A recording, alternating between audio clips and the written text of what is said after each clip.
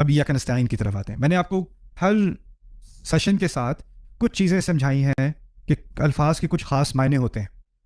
ابھی نستعین اصل میں لفظ ہے اعون سے، اعون، عین واو اور نون، اس کی اصل ہے عین واو اور نون، اعون. اور یہ عربی میں بہت سارے الفاظ ہیں مدد کے لیے، ان میں سے ایک لفظ ہے. اوکے، مدد کے لیے مد یمدو بھی آتا ہے، نصر ینصر بھی آتا ہے، ساعد یساعد بھی آتا ہے، اور بھی الفاظ آتے ہیں. مدد کے لیے کافی سارے الفاظ استعمال ہوتے ہیں، لیکن ہر لفظ کا ایک خاص رنگ ہوتا ہے. تو اعون میں کیا خصوصیت ہے پہلے یہ سمجھ لیں، پھر نستعین صحیح طرح سے سمجھ میں آئے گا. اعون میں ہوتا ایسا ہے کہ جیسے فرض کریں، میں مثال دیتا ہوں، آپ گاڑی چلا رہے ہیں، آپ کا ٹائر جو ہے وہ پنکچر ہو گیا، تو آپ کو سائڈ پہ گاڑی کھڑی کرنی پڑی. اب آپ کی گاڑی کے پیچھے ڈگی میں جیک ہے، آپ اس کو گاڑی کو اٹھا رہے ہو اسپیئر ٹائر لگانے کے لیے نا، لیکن آپ میں اتنی توانائی نہیں ہے، اتنی قوت نہیں ہے کہ آپ اس کو پوری طرح سے اٹھا سکو. تو آپ تھوڑی دیر تک تو اٹھا سکے، لیکن پھر وہ بہت بھاری ہو گیا اور آپ سے اٹھایا نہیں گیا. تو راستے سے کوئی گزر رہا تھا، آپ نے کہا بھائی آپ ذرا میری مدد کر دیں گے تھوڑی سی، اس سے زیادہ مجھ سے ہو نہیں رہا. تو اس نے پھر آپ کی تھوڑی سی مدد کی اور پھر وہ اٹھ گیا، پھر آپ نے ٹائر چینج کر لیا. چلو جی، ایک مثال ہو گئی.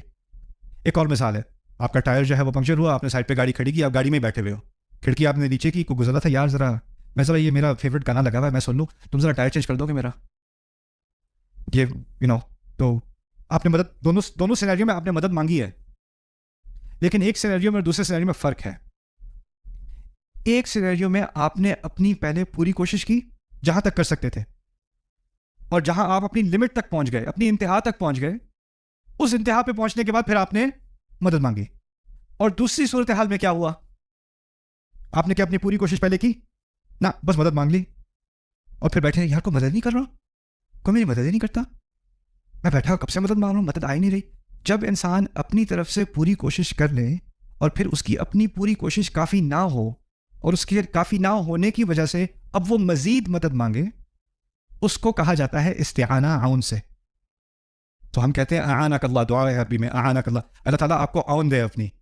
اس کا مطلب کیا ہے؟ آپ بڑی کوششیں کر رہے ہیں، لیکن آپ کی کوششوں کی ایک حد ہے، اس حد سے آگے آپ انسان ہونے کے ناطے نہیں جا سکتے، اس کے مزید اللہ تعالیٰ آپ کی مدد کرے. اور یہ اللہ تعالیٰ کا ایک قاعدہ ہے. وہ کیا ہے؟ اللہ کسی کی مدد نہیں کرتا جو پہلے اپنی پوری کوشش نہ کر لے. ابراہیم علیہ السلام نے دعوت دی، ان کی دعوت کی بہت مخالفت کی گئی، اس مخالفت کے جواب میں ان کو آگ میں پھینکا جانا تھا.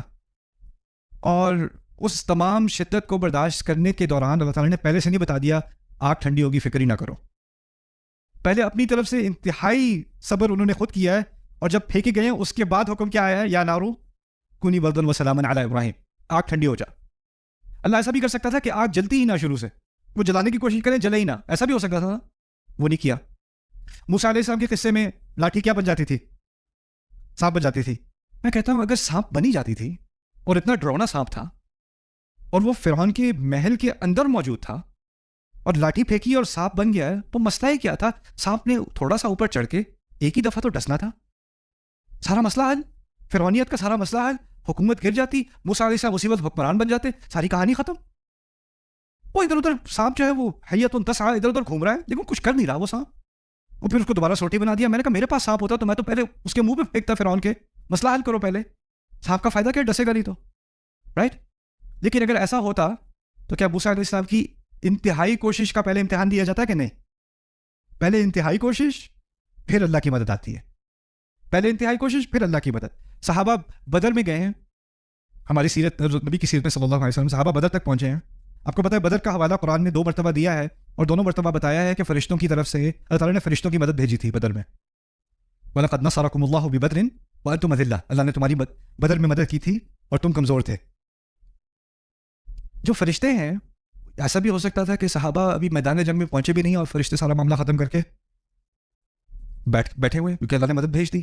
لیکن پہلے کیا کیا؟ بار بار قصہ سنتے ہیں، 313 تھے، اتنی سی ہمارے پاس جو ہے وہ تلواریں تھیں، 2-3 گھوڑے تھے، کچھ یہ سامان نہیں تھا، اور ان کی 1000 فوج تھی. اللہ تعالیٰ نے 2-3 ہزار فرشتے بھیجے تھے. اور پھر یہ بھی کہہ دیا تھا یمددکم ربکم بخمسۃ من الملائکۃ مسومین، 5,000 من الملائکۃ مسومین. 5000 بھیج دے، اس کے لیے کیا ہے؟ 1000 کے مقابلے میں 5000 بھیج دے. احد میں 3000 سے کیا 5000 بھیج دے. لیکن اللہ تعالیٰ نے پہلے سے مدد نہیں کی. پہلے کیا دیکھنا ہوتا ہے؟ انسان کی بھرپور کوشش. یہ جو دعویٰ کیا ہے نا، یہ وہ جس کو کہتے ہیں نا چھوٹے منہ بڑی بات، یہ کہلوا دی اللہ تعالیٰ نے. اللہ تعالیٰ ہم آپ سے اس وقت مدد مانگ رہے ہیں جب ہم اپنی پوری کوشش کر چکے ہیں. یہ بات کہی جا رہی ہے. ہم تیری ہی عبادت کرتے ہیں اور تیری عبادت کرنے میں بڑی کوشش کرتے ہیں، اور جب اپنی کوشش کی حد تک پہنچ جاتے ہیں اور پھر اس بات کا احساس ہوتا ہے کہ اس سے آگے ہم خود کر نہیں سک رہے، تب ہم آپ کی مدد مانگتے ہیں. ایاک نستعین.